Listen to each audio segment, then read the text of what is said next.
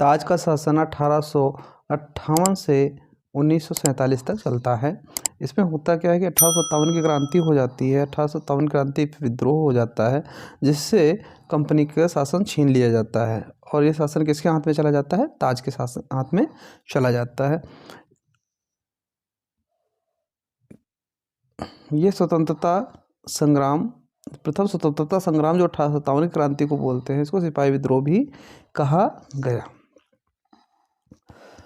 1857 को जो अधिनियम आया, 1858 में आया भारत शासन अधिनियम, इसमें हुआ क्या? भारतीय परिषद में एक सदस्य भारत सचिव की नियुक्ति की गई, जो ब्रिटिश कैबिनेट का सदस्य होता था।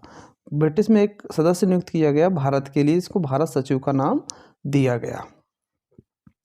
गवर्नर जनरल को वायसराय बना दिया गया। गवर्नर जनरल जो हुआ करता था, अब वो वायसराय हो गया। और लॉर्ड कैनिंग प्रथम वायसराय व अंतिम गवर्नर जनरल थे। ये इंपॉर्टेंट क्वेश्चन है। बोर्ड ऑफ कंट्रोल व बोर्ड ऑफ डायरेक्टर को समाप्त कर दिया गया। जो बोर्ड ऑफ कंट्रोलर थे और बोर्ड ऑफ डायरेक्टर थे, उनको आज यहाँ से समाप्त कर दिया जाता है। फिर आ जाता है भारत परिषद अधिनियम 1861। इसमें क्या है? 1860 में पहली बार जेम्स विलियम्स के द्वारा भारतीय बजट प्रस्तुत किया गया। तो भारतीय बजट सबसे पहले प्रस्तुत कब किया गया? 1860 में। इनकम टैक्स की शुरुआत भी की गई। इनकम टैक्स के जनक लॉर्ड कैनिंग थे। इनकम टैक्स का अगर जनक माना जाता है तो लॉर्ड कैनिंग को था माना जाता है। प्रथम बार भारतीयों को प्रतिनिधित्व प्रदान किया गया और गवर्नर जनरल की कार्यकारी व विधान परिषद जैसी संस्थाओं में भारतीयों की नियुक्ति की गई। तीन भारतीयों को विधान परिषद में नियुक्त किया गया। ये हुआ था। इस अधिनियम के तहत केंद्र व प्रांतों में विधान परिषदों की स्थापना की गई और मुंबई, मद्रास प्रांतों को शक्तियां देकर विकेंद्रीकरण की प्रक्रिया शुरू की गई। नेक्स्ट आ जाता है भारत परिषद अधिनियम 1892। इसमें क्या होता है? प्रथम बार अप्रत्यक्ष चुनाव से परिचय करवाया गया। प्रत्यक्ष चुनाव की शुरुआत की गई। विधान परिषद का आकार बढ़ा दिया गया। विधान परिषद के कार्यों में वृद्धि की गई और बजट पर चर्चा करने पर कार्यपालिका से प्रश्न करने का अधिकार दिया गया। अब यहाँ से बजट पे आप प्रश्न कर सकते हो कार्यपालिका से। फिर आ जाता है भारत परिषद अधिनियम 1909। इम्पॉर्टेंट है। इसको मार्लियामेंटो सुधार के नाम से भी जाना जाता है।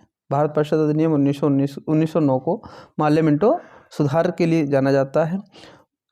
लॉर्ड मार्ले भारत के सचिव तथा मिंटो तत्कालिक वायसराय हुआ करते थे, इसलिए इनके नाम पर ही इसका नाम पड़ गया मार्लियामेंटो सुधार। पर विधान परिषद के लिए प्रत्यक्ष चुनाव कराए गए तथा प्रथम बार प्रतिनिधित्व लोकतंत्र की परिचित कराया गया। केंद्रीय विधान परिषद में सदस्य संख्या 16 से बढ़ाकर 60 कर दी गई।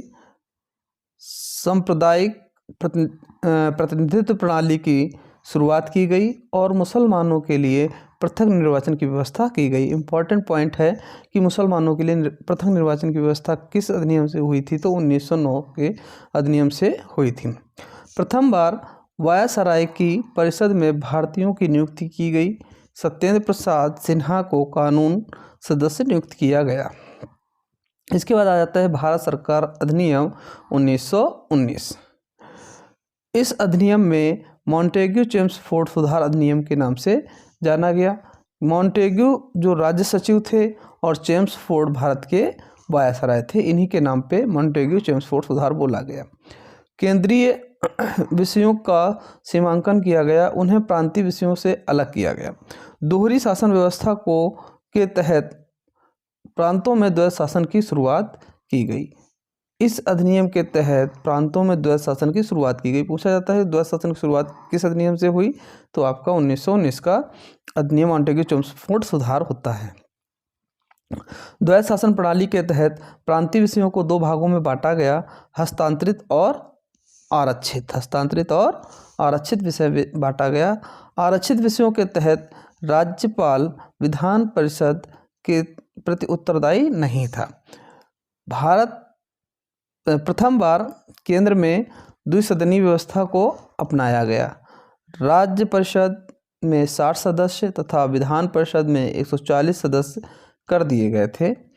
प्रत्यक्ष निर्वाचन व्यवस्था की शुरुआत की गई थी। प्रत्यक्ष निर्वाचन का शुरुआत यहाँ से स्टार्ट हो जाता है, प्रत्यक्ष मतदान होना चालू हो जाएगा।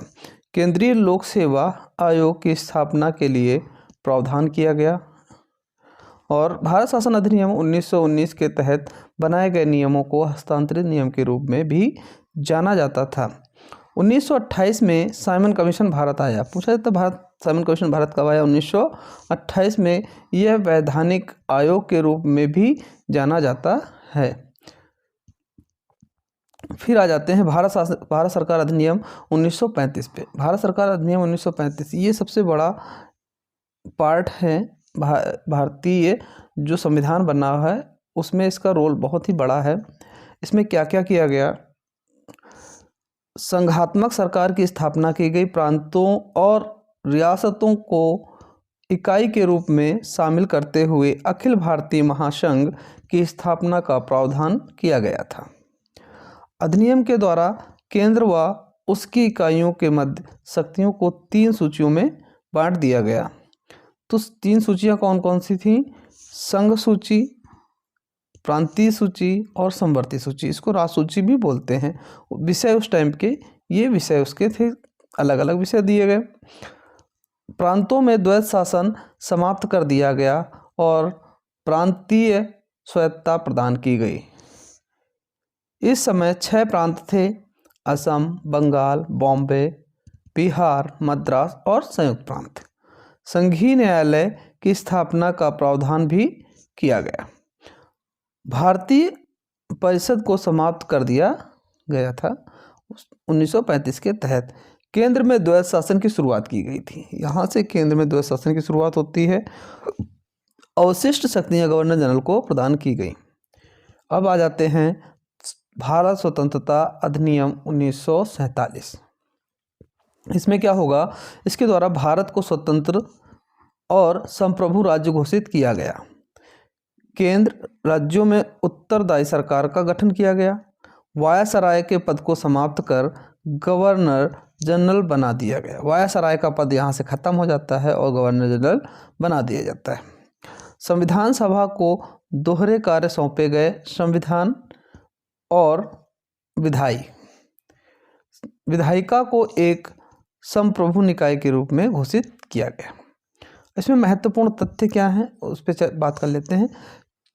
चार्टर एक्ट 1833 में पहले अधिनियमों को रेगुलेटिंग अधिनियम व बाद के अधिनियमों को अधिनियम कहा गया। 1833 से पहले जितने आए उसको रेगुलेटिंग एक्ट कहा गया और बाकी को अधिनियम कहा गया।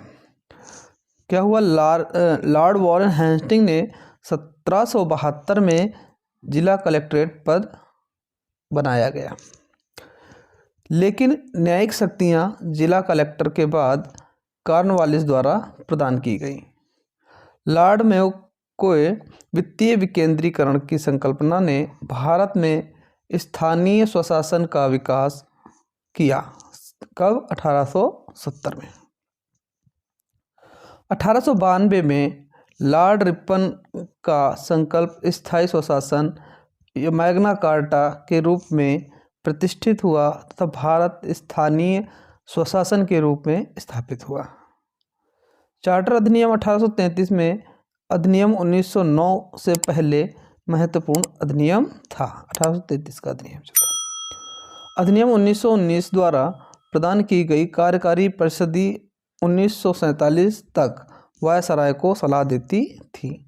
मौजूदा कार्यकारी परिषद मंत्रिपरिषद उसी कार्यवाही परिषद का प्रतिरूप है। विधान परिषद व विधानसभा आज़ादी के बाद राज्यसभा व लोकसभा के रूप में विकसित हुआ। जो पहले विधान परिषद हुआ करता था, विधानसभा हुआ करता था, वो आज़ादी के बाद में राज्यसभा और लोकसभा के रूप में कार्य कर रहा है।